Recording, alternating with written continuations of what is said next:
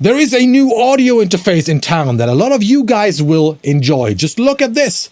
This is the id48. This is Audient's brand new flagship interface. Their biggest and most feature-packed interface so far. I'm one of the few lucky guys who got an early unit for a review. Thank you very much for that. And today, in this video, I will introduce you to all the features of this brand new product. But that's of course not enough for a cool video, right? We got to make this video a little more sexy. Look at this.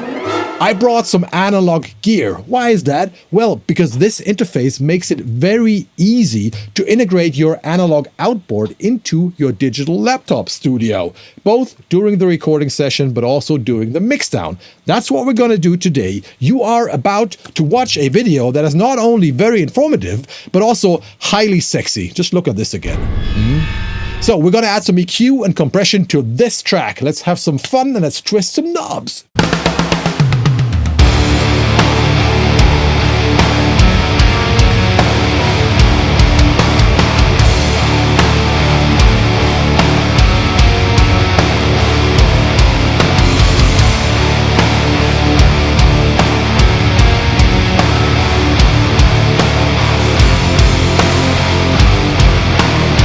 But let's start with the features of the id48. It's a rack unit. It comes with rack ears that you can add if you want.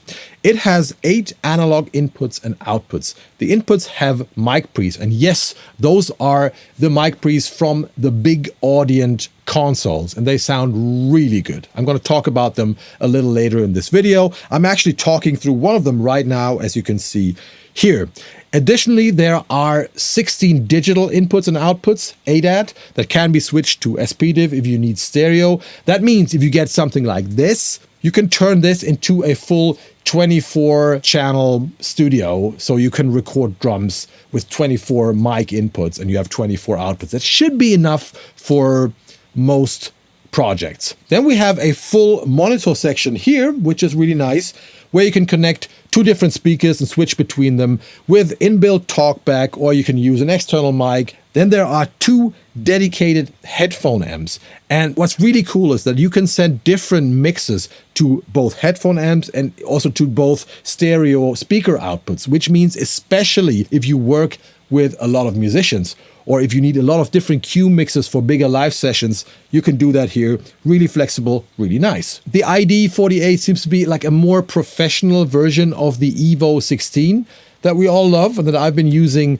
a lot, with more professional features and the real Audient mic pre's and a full metal construction. But my favorite professional feature is that all the 8 analog inputs, the mic pre's, have balanced switchable inserts. And that's what the pros need. If you don't know what that is, it means that you can connect outboard gear, analog outboard gear, like a compressor or an EQ or a transient designer or anything that you want, both during the recording. And you know, that's important. I never record vocals without a compressor, for example. That makes it sound so much better, that makes the singer perform better. But also during the mixdown, you can integrate your outboard gear into your digital mix. And it's basically just a push of a button that makes you switch the inputs, and it's very fast and it's very cool. So let's do that now. So this is the mix I'm working on at the moment. The drums sound like this.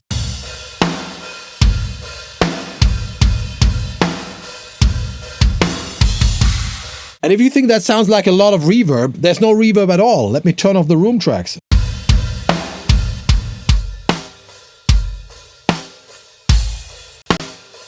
This is a drum session that I did with Janos from Long Distance Calling at Toolhouse Studios. There is actually a video just about this recording session, which was so special because we only used ribbon microphones. Let's add the bass.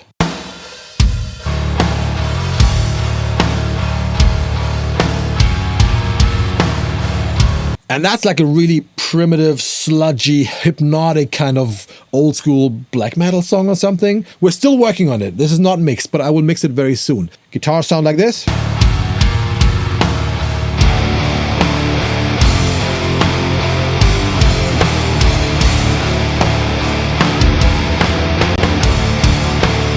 And to make it sound like this, I'm using some analog output. But let's just take it off again and let me dial it in again. I'm using an Elysia Expressor. You can see it here. One of the most versatile compressors out there. On the room microphones, I'm using a classic Harrison EQ, the one from the big Harrison consoles, on the kick drum to make it sound metal. And finally, I'm using Elysia's Envelope Transient Designer to give the snare a little more smack. So let's do some analog processing. It is very simple. Let me explain how this works with the id48. What makes this interface special is that you have two D sub connectors on the back, and they carry the balanced inserts of inputs 1 to 8. Those are 8-channel connectors. One of them carries the send, so the output, and the other carries the return, the input. And you want to connect those to your outboard gear. So I have them connected to this Cranbourne 500 rack. You could also use a patch bay, then you are a little more flexible, but you could just connect them to the outboard. Then you want to send out all the tracks that you want to process through separate outputs. So right now I'm sending out my kick drum on channel 3, my snare drum on channel 4, but could be 7 and 8. And you want to use the analog outputs for this, because then the signal goes out of the D sub. And then you bring it back into the D sub again. Now, normally, if you bring them back into the 8 inputs, the analog inputs, they end up here. They end up on your mic pre, where you have your microphone connected, which means you need to unplug your mic, you need to plug in your outboard, and that's just like not very comfortable. But with the separate D subs, you have separate inputs, and they can be switched inside the mixer of the id48. Let's have a look. So this is the latency-free DSP mixer of the id48. If you are familiar with any other Audient or Evo interface, I'm pretty sure you know this already. You can basically create different latency-free mixes here. I'm actually doing this right now. So this is my mix, and this is the video mix. So this is what you are hearing, but you can create even more. But look at this. Here are the inputs. If we look at mic 8, you now have 3 options here. If this is set to mic, you are listening to the microphone that is connected to input 8. And if we switch this to mic insert, then we activate the insert number 8, and you are listening to your microphone going through whatever you have connected to insert number 8. Very easy. So you can just basically turn your compressor or EQ on off by switching from mic to mic insert. And then we have a third option, and that's what we're using today.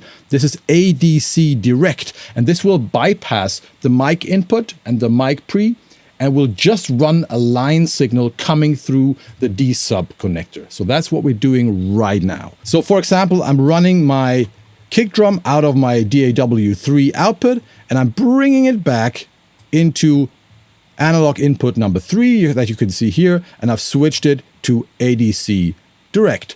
And then I run my snare through DAW output 4, and I bring it back here. You see it's called Envelope.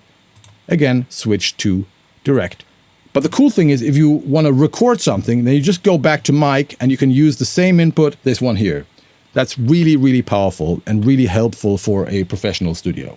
You got to find out the perfect setup for the DAW that you are using. But what's really cool in Cubase and really handy is that you can create so-called external effects, and then they can be used like virtual plugins. So you see, I've created one for each of the analog output that I want to use, and you see Harrison EQ connected to Audient USB analog output 3 and input 3. And you just have to route this once, and then you can simply load the Harrison EQ like a plugin.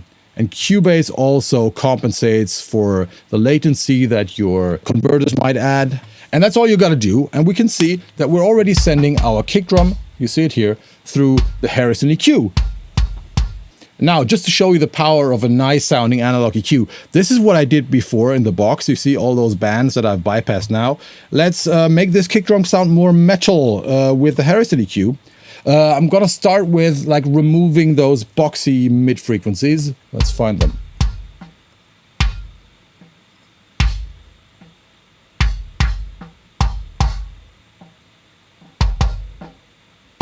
This is what I don't want. Quite narrow. Let's pull them out. Nice. Now let's add some attack and some bite.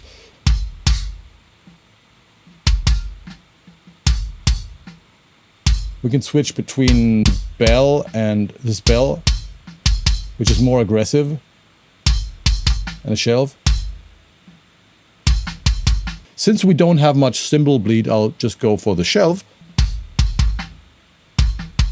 Now let's add some lows.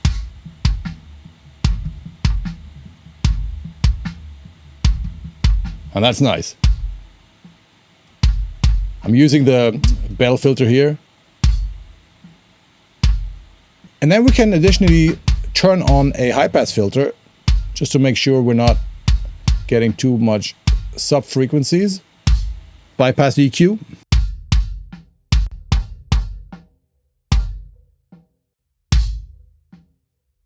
I really like that. Great sounding EQ. Let's listen to all the drums.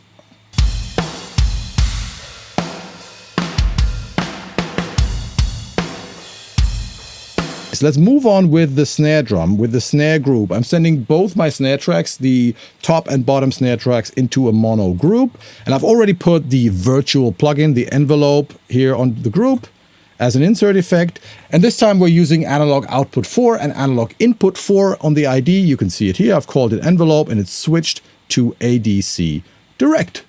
On the snare, I have this lovely tool. This is the Envelope 500 from one of my favorite German companies, Elysia. Ruben, the guy behind Elysia, actually invented the very first transient designer for SPL back in the days. And this is his latest transient designing product. This is the Envelope. And I want to give the snare just a little bit more attack. There is a broadband mode that we have already activated, which basically works like a normal transient designer.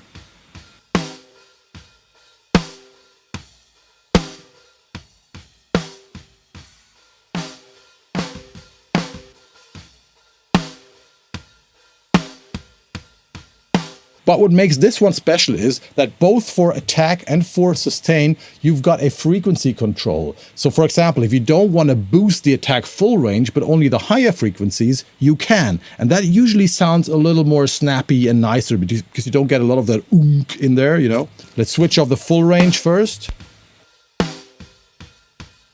And now we get a nice snap.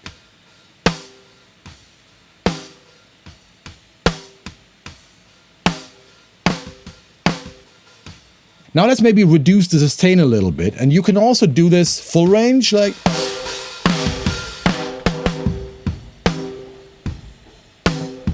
Or just get rid of that whoo.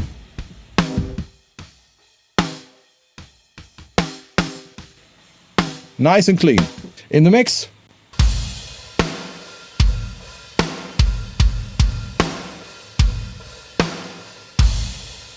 I want the close mics to be really snappy and direct and give me the attack. So this really helps. And now on to my favorite tool here, and that is the Elysia Expressor, which I believe is one of the most versatile compressors you can find, and it's quite affordable as well. I've put the Expressor on my close stereo room microphones because right now they sound a little boring and need a little more mojo. Let's have a listen.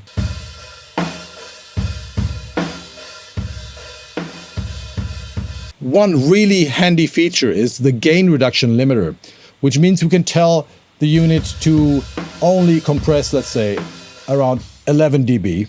When you see the red light here, it means that the gain reduction limiter is kicking in and making sure we don't compress more than that. And I really like that because you can have the threshold really low and constantly get a lot of nice compression. That actually sounds pretty good already. Let's play with the attack and the release. This is a super fast compressor for a VCA.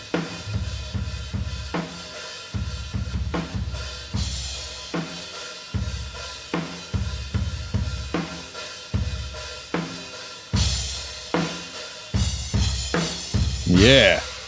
With a very fast release, we're already getting some dirt and distortion. Pretty sure we'll hear that a little more on the toms.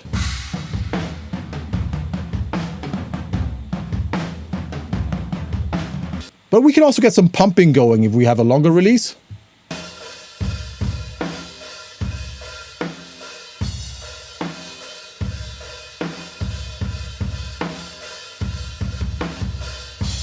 which I usually prefer because it like brings up the room after the initial hits.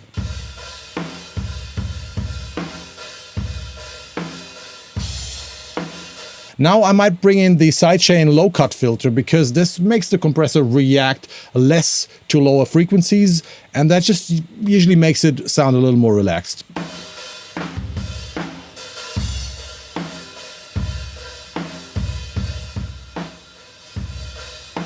One more thing that I love doing with room microphones is simply cranking the output gain and overdriving and clipping the converters.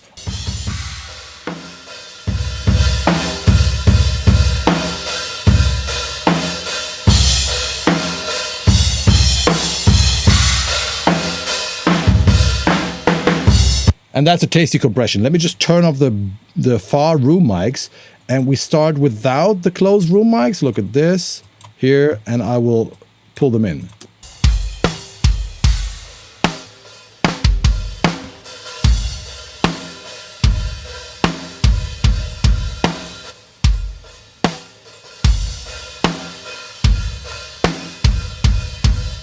Extremely compressed room mics, but they sound so natural. They actually turn a bunch of single drum microphones into a drum kit, don't you think?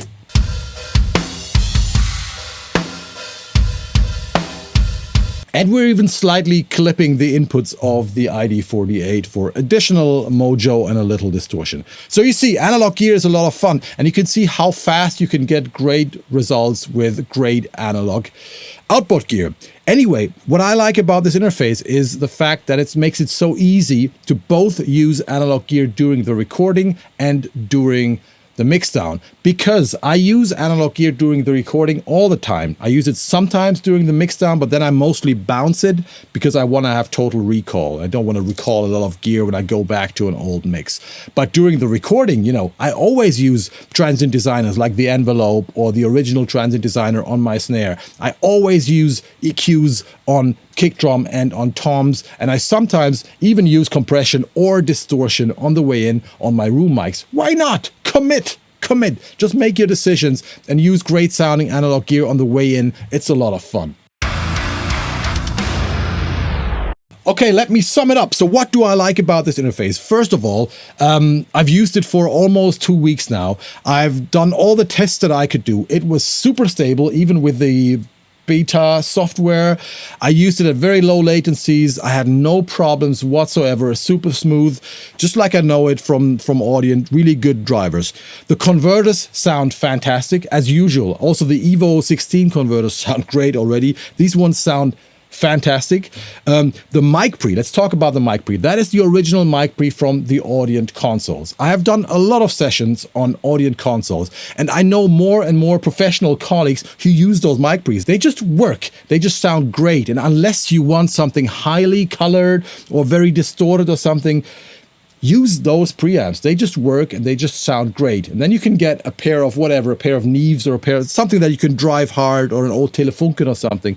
But like for the bread and butter stuff, especially if you need many channels, these preamps sound great. This one also has more gain than the preamp in the Evos, because with the Evo preamps, I gotta say, if you record something super quiet with a ribbon mic, maybe it's not enough, but this one has like 10 or 12 dB more gain, so that should be enough for everybody. Good mic pre. Let's talk about what I don't like. I gotta be critical here. First of all, I'm not the biggest fan of the monitor knob here. That is it could be a little stiffer or something. I mean, it works, it's all right, but it could be a little, one thing that I really don't like is the look of the meters here. Look at this. This is like a full range signal going to 0 dB. But this is so dark, it's kind of hard to tell if it stops here or there. So I would really like revisit the look of the meters. It's hard to tell what they do. Unless you have a very dynamic signal like the snare and the kick and the room mics here. This looks weird to me. I'm also, and this goes out to Audient and to most other software companies, I hate when things look gray in fucking gray. We've got so many beautiful colors in this world. Pink, blue, there's red, there's green. Why is everything gray and gray? I mean, you know, like ash gray faders on a cement gray background. And also like the panning knobs, unless you move them, it's kind of hard to read. I don't like that. I understand it's like, yeah, it's light on the eye and it's not disturbing or something, but I know, I want to know what's going on. So I would prefer some real colors. But the rest is pretty fucking awesome. And this thing is also really affordable. 8 mic pre's alone for this price. That's pretty fucking cool already.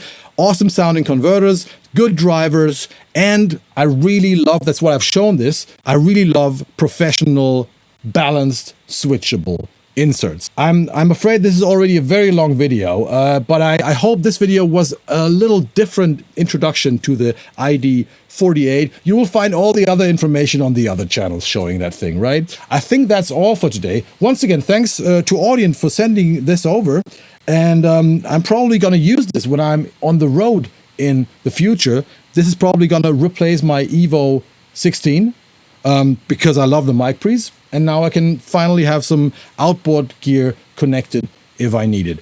This was my very first audio interface review ever on this channel. Is that something you enjoyed? Probably, if you are still here. Please let me know. Don't forget to subscribe if you enjoyed this video. And check out the interface, check out Elysia, check out Harrison. I see you in hell, motherfuckers. Thanks for watching. Bye-bye.